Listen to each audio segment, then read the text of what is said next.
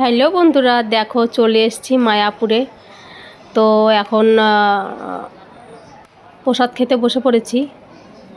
দেখো প্রসাদ দিচ্ছে, অন্ন দিয়েছে প্রথম, তারপরে একটা বেগুনি দিয়েছে, বেগুনি গরম গরম। তো সবাই খাচ্ছে, দেখো কত বড় লাইন, আরও ওদিকে অনেক লোক আছে। তো সবাই খাওয়া দাওয়া করছে এখন দুপুরবেলা।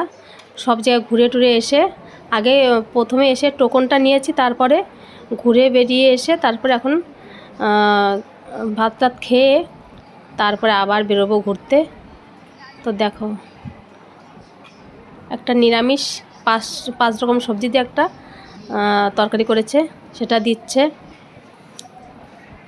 আর আচ্ছা, ডাল কেমন লাগলো ভিডিওটা অবশ্যই কমেন্ট করে বলবে।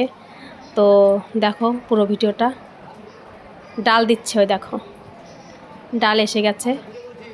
তা আজকে যে প্রচণ্ড রোদ ছিল, তেমনি গরম। তো টাটা বন্ধুরা।